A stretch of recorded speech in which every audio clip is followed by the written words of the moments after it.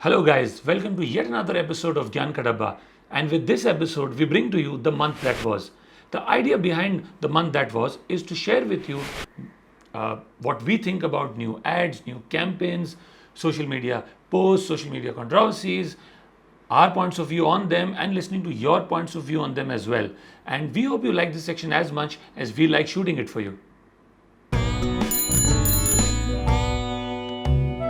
Gyan Dabba.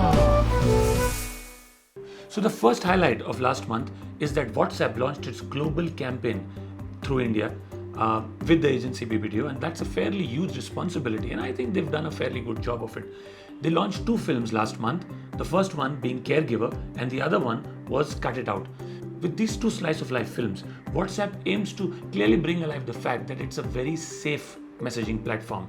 The campaign is clearly built on the belief that when privacy is deeply felt is when we can communicate as our true selves and deeply feel relationships as well. And that's what they try to bring alive through these two slice of life films, Caregiver and Cut It Out. So the first film, Caregiver, is clearly about the relationship between an elderly woman and her nurse who are now clearly separated from each other because of the lockdown. It clearly shows different parts or different times in the day when the elderly woman is in touch with her nurse either through a text message or a voice message or a video call. And throughout the day with these various points in time when she's communicating with a nurse using WhatsApp, she feels safe, she feels connected, she feels secure, and she feels fulfilled in a way using WhatsApp. And it is these slice of life moments during the day when the elderly woman connects with a nurse is what makes this campaign really endearing. It's what makes you feel really connected with it. It makes you feel relatable. It almost seems as if it could be your grandmother or your aunt reaching out to her nurse if she's in another city, and it leaves you with a smile on your face. There's a very beautiful song running in the background as part of the film that makes it even more emotional and endearing. And you can clearly see that this film has been shot remotely, keeping the lockdown constraints in mind. So you might have to treat the production values with a pinch of salt. They may not be top notch, but it's clearly the new normal. A lot of films are being shot this way, but the film strikes a chord where it must.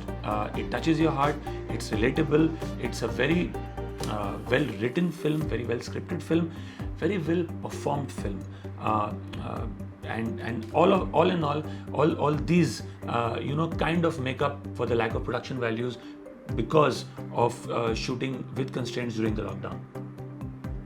The second film, Cut It Out, is at the other end of the spectrum. It's much more lighter, it's more fun. Here the younger sister is egging on her elder sister, giving her joyful courage, to cut her hair herself at home. And they do this through a video call using WhatsApp. The elder sister is clearly very reluctant, hesitant to go on and do it, but the younger sister eggs her on, and she ends up giving herself that haircut which the younger sister is asking her to. Again, a very slice of life film, moments one can relate to, and captured very beautifully. The best part is the brand is integrated very beautifully in these incidents. It's very clear that all of us use WhatsApp in a very personal way, and all of us use it very uniquely. And both these films, in a sense, try to bring alive that aspect of WhatsApp as a platform, apart from the larger brand promise of it's between you, clearly indicating that WhatsApp is very safe to use as a medium, and only when you feel very safe using a medium or a platform is when your true selves come out and when you experience a very personal relationship. And that's what WhatsApp does to all of us as users, more so in a country like India, which has 4 million WhatsApp users. Signing off on the WhatsApp campaign, the one thing that clearly stands out also, it's the brand promise of it's between you. Clearly it not only connotes the fact that it's a very safe platform to use, and when you're secure in the knowledge that your conversations are very private and very safe, it kind of liberates you in many ways.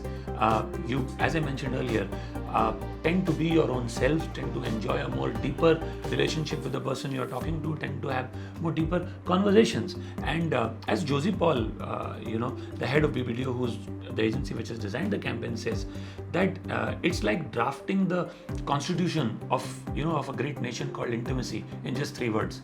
It's between you.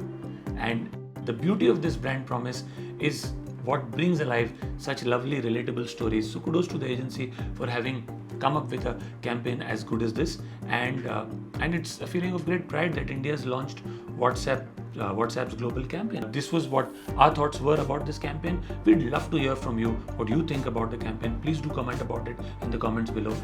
And now we move on to another highlight about what happened on social media in July. So this is about brand Scotchbrite. Now Karthik Srinivasan, a social media influencer and a communications professional, pointed out on LinkedIn that he happened to see the Scotchbrite packaging, and when he saw it, he couldn't take his eyes off it because it featured the vector of a woman with a bindi on it. Now Scotchbrite was launched in India in around 1990 or so, and to give away these user cues about the target audience primarily being women at that point in time, it may have occurred to the agency that they keep a vector like this on the packaging, and then the agency and the brand may have forgotten about it. But he points out that in 2020, such kind of gender markers seem completely out of place, especially so when brands are talking about sharing the load between men and women, husbands and wives. Clearly, kitchen's duties are not just the domain of women anymore, and it's a load that needs to be shared by everyone in the family, irrespective of gender. And so therefore it seemed quite awkward to him that this packaging still existed, and he pointed this out. He also mentioned that 3M's products are fairly useful, and this might have been a legacy issue which Scotchbrite might want to correct. And when this post kind of started to reach a lot of people, Scotchbrite's head of marketing, Atul, reacted to it, clearly saying that they've recognized this some time back. They've also started making corrections to it. He responded to him by pointing out to him a campaign that released some time back, which clearly brought alive the message of "Ghar sabka to kaam sabhi ka," and that started this process internally. And he also thanked him for pointing this out, and also apprised him that they would be coming out with a logo very soon, and which would clearly get rid of this vector. And this response from the marketing head clearly endeared the brands to a lot of people online. They respected the fact that the brand was quick in acknowledging this. They had already started changing this thought process internally, and also the plan towards making this logo change on the packaging had also begun.